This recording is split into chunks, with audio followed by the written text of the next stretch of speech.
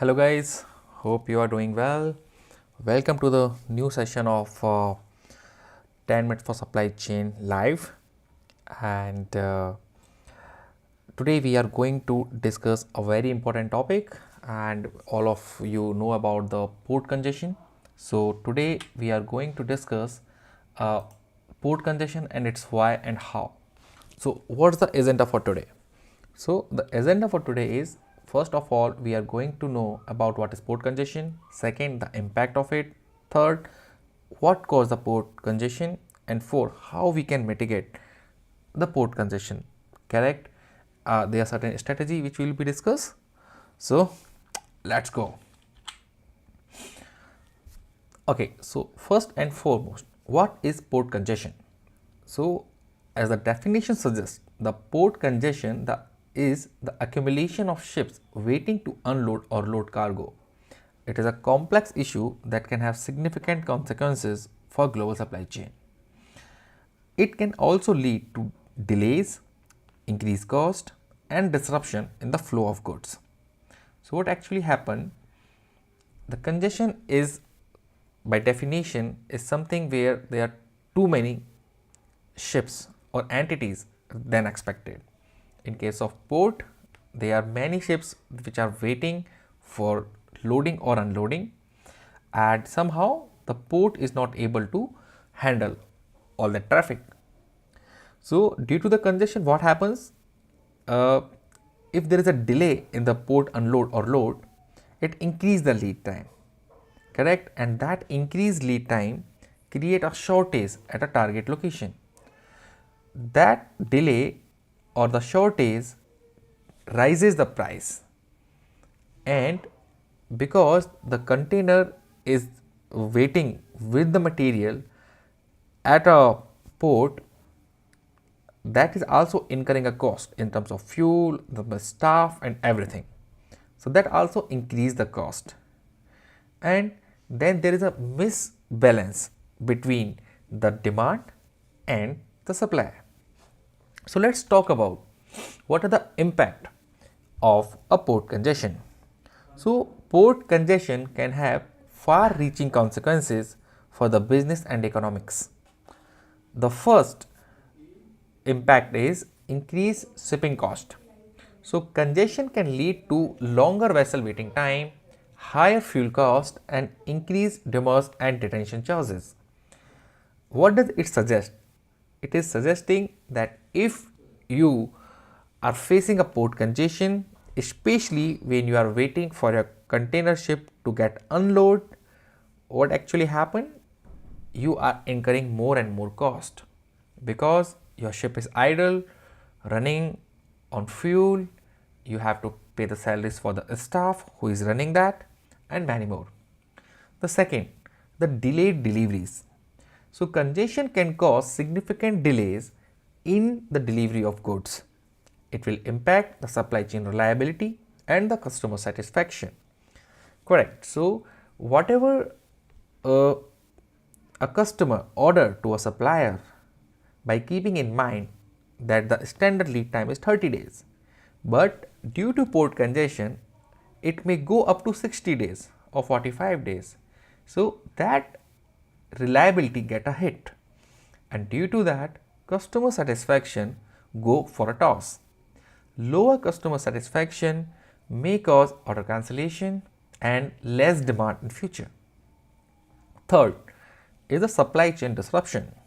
The port congestion can ripple through the supply chain, leading to stock out, production delays and increased cost for business. We all know what happened in the Suez Canal, correct? In the Suez Canal,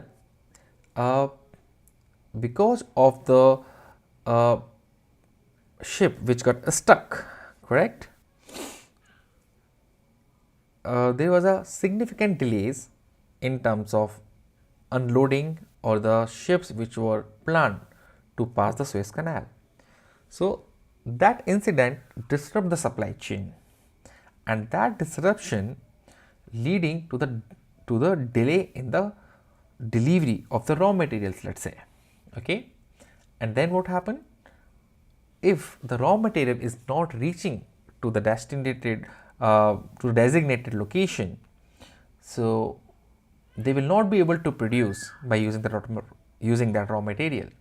So this is how supply chain disruption happen due, and the port congestion also output of it. Now the fourth thing is the economic impact. So in case of severe port congestion, it can harm the economic growth by hindering trade and impacting manufacturing and retail sector. So there are many countries which has major dependency on the shipping economy. Okay, if the congestion is happening, you can take an example of Japan, which take most of the things of their daily uses from China. Let's say if there is some issue come, okay, and they are not able to get anything from that route due to some port congestion or some disruption, what will happen? The trade will be blocked.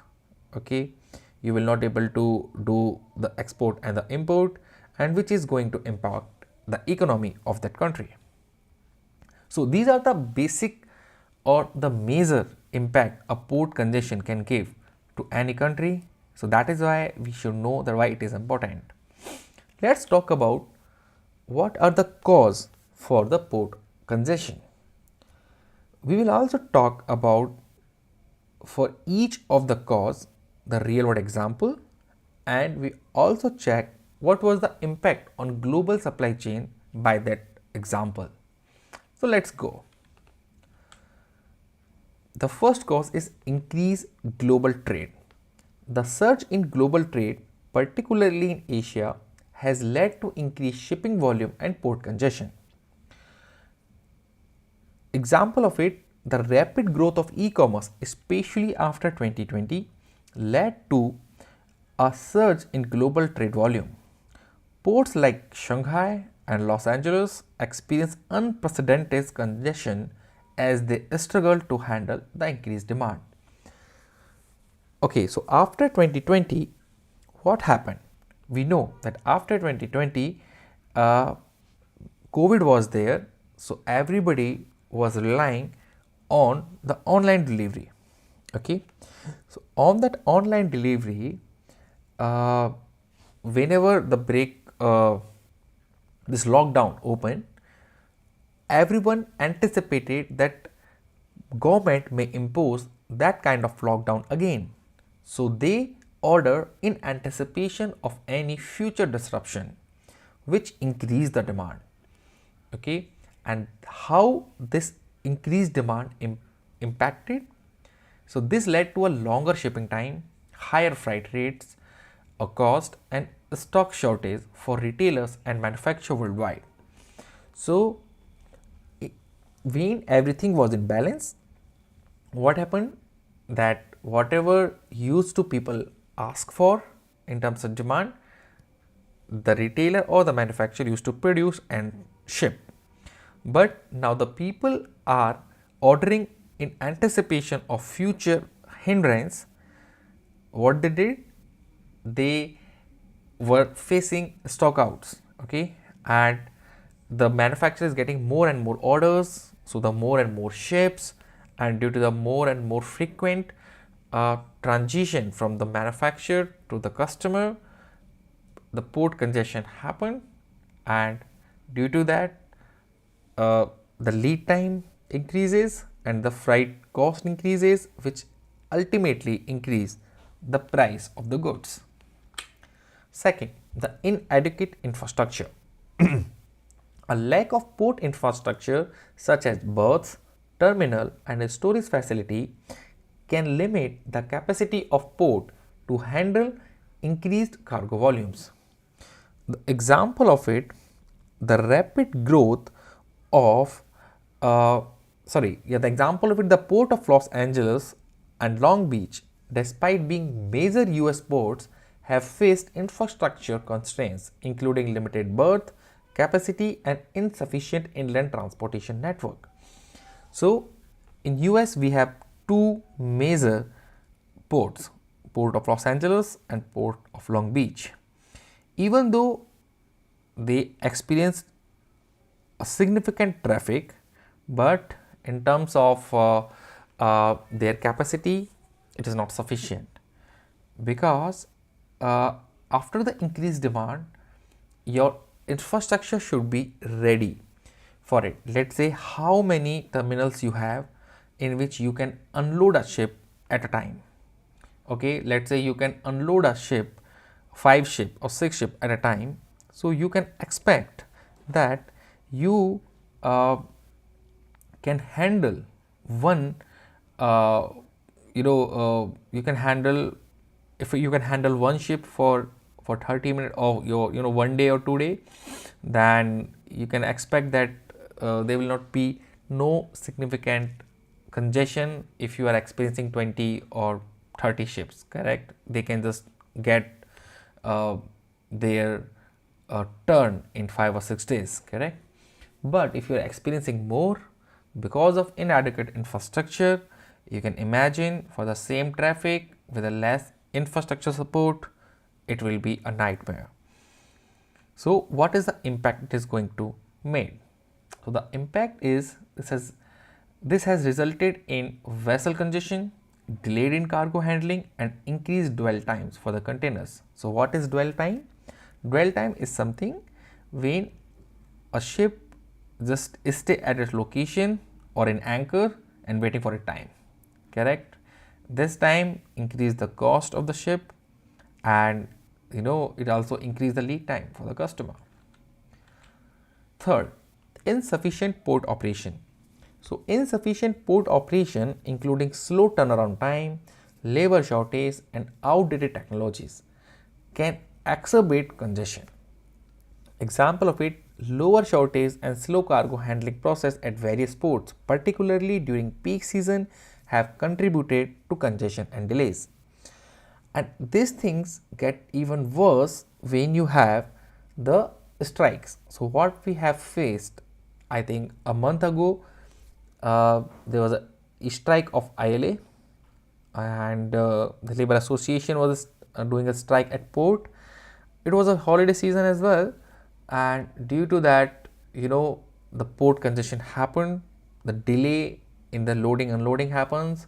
And what was the impact? The impact of inefficient operation was leading to increased cost, reduce the port capacity, as you are not utilizing the capacity, because each and every container which was supposed to get load onto a ship, or the container which was supposed to get load on a truck for the last mile delivery, those operations were not efficiently getting handled, so they were lying on the floor and they were consuming the space. So that reduced the port capacity and disruption in supply chain flows. The fourth is supply chain disruption. So events like natural disaster, geopolitical tension, and labor strikes can disrupt supply chain and lead to port congestion.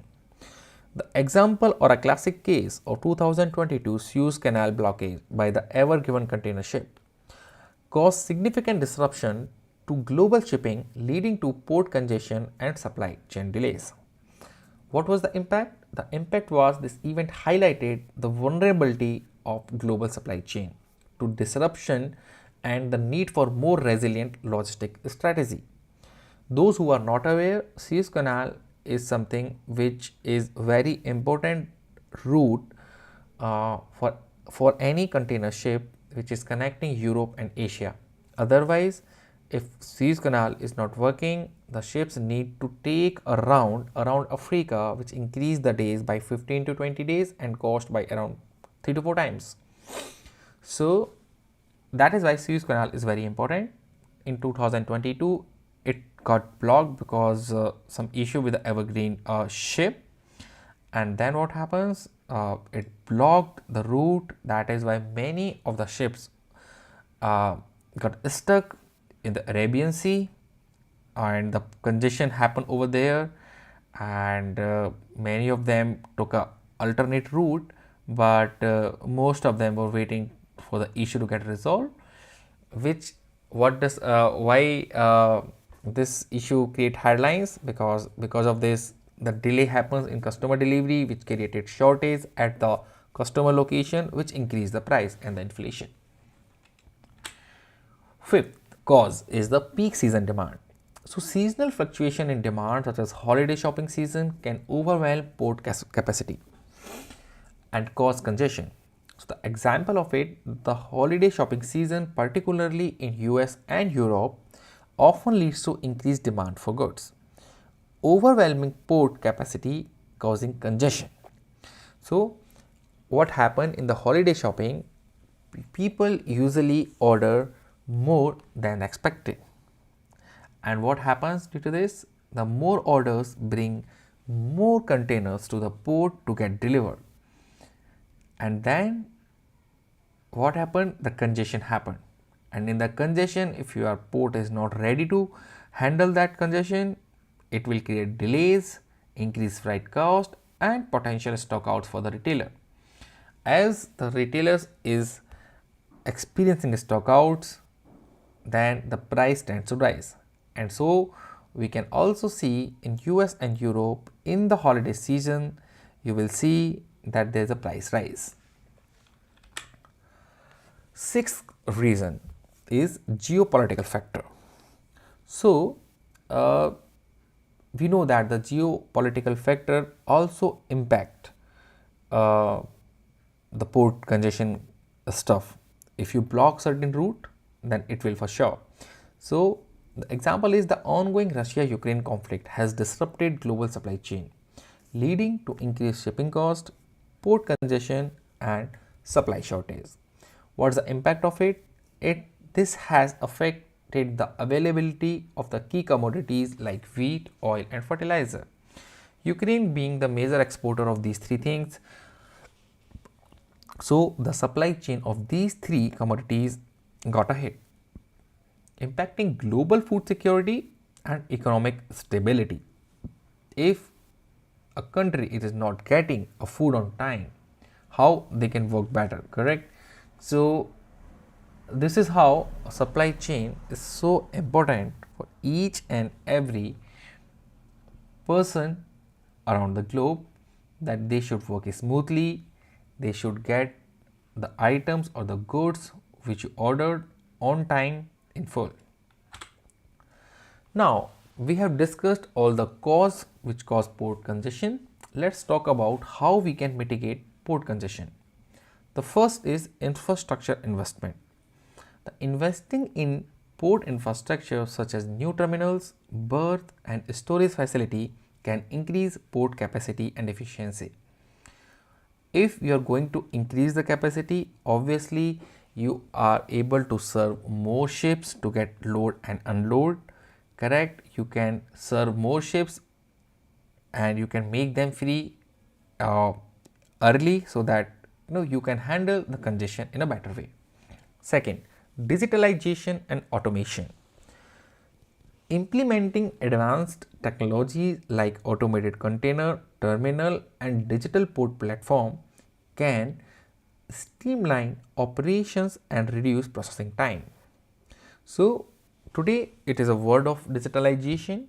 Rather than depend on manual operation, we can digitalize the port congestion. The automated container terminals, what they do, they automated unload your ship and take it out at a designated location.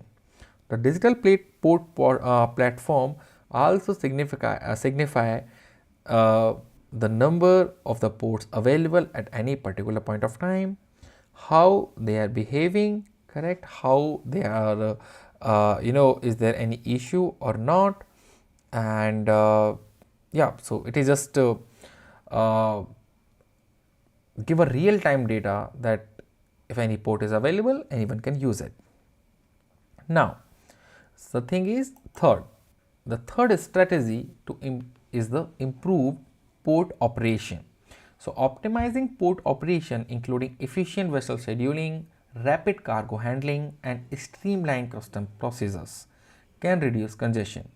When I say efficient vessel scheduling, means that you need to schedule the ships to get load and unload as per your capacity, and the way, let's say if there is a high demand, you can increase your shifts, correct, and if there is a low demand, you can trim down your shifts. The same way, the rapid cargo handling, there are many machinery by which you can do the work faster, maybe 2x and 3x. Okay, and streamline custom procedures. Sometimes the custom people, or they need to you need to make arrangements for them. You need to wait for them. If you are working in a proactive manner, you can get the custom clearance on time rather than waiting, so that your goods or your items or your container will not lie on the floor. Okay, so these are the things by which you can mitigate the port congestion. The second thing is the fourth one is a stronger supply chain collaboration. So the better the communication, smoother the process. If you enhance collaboration between shippers, carriers and the port authorities, it can help anticipate and mitigate potential disruption. So suppose a case where a supplier suddenly got a breakdown, and the carrier has already moved his ship to the supplier location to get the containers. Now, if there is no collaboration between supplier and the carrier, uh, the by the time the ship reaches at a supplier location, they will not be able to give him the container or the items. So the ship need to wait, and again it increases the cost. The same way, if you are not in contact with the port authorities, and if there is a sudden natural disaster happen at a port and they are not able to serve the number of ships at a time what they were doing earlier, correct, and if you are not contacting them, you are not in contact with them, there might be a nearby port which might be operating faster than that. You will not be knowing it, correct, and you will again got a victim or be a victim of a port congestion. So to get a real-time data, what the current situation is, to get the current picture clear, you should have a better collaboration between all or among all the entities. Fifth, the diversification of shipping routes. So exploring alternative shipping routes and ports can help reduce congestion at heavily congested ports. Let's say you are doing a good collaboration, you are talking to authorities, you are talking to suppliers, but now after getting the information of a potential disruption, how you will perform? How will you perform your action? The first or the easiest way is to avoid the place where congestion can happen. So you will go to the alternative shipping routes or the ports. By doing this, it may cause you more fuel or the, you can say, the cost, but it will definitely will not be more than waiting for multiple days at a particular location, and even it also adds up to the customer satisfaction. The sixth mitigation strategy is real-time monitoring and analytics. Using real-time data and analytics to monitor port operation and identify potential bottlenecks can help prevent congestion. So what happens if you are getting a real-time monitoring of your route or your target locations, or anything related like weather, expected infrastructure, what happened at the port like labor system and port authorities, you will be in a situation to act informed and in better way, so that you can avoid the congestion by taking different path, alternative path, or there might be some other, let's say, prioritize yourself. And there's so many way you can do. Let's say if the port is going on a, port authorities are going on a holiday, correct, for particular event, then you can try to expedite all of your processes. So the real-time monitoring and analytics helps you a lot to make a decision which can avoid a port congestion. So that's it for today. So we have discussed what is the port congestion, what are the impact of the port congestion on a supply chain, what are the reason by which port congestion happened, correct? And then we also check the real life example which happened in past and how they impacted global supply chain. And we also talked about what are the mitigation strategies. If you have any questions, you can comment. I would love to answer those. And we can close on the note of the last quote is that policymakers, port authorities, and shipping companies can work together to mitigate port congestion and ensure the smooth flow of goods across the globes. Thanks for joining us today. And if you have any question, kindly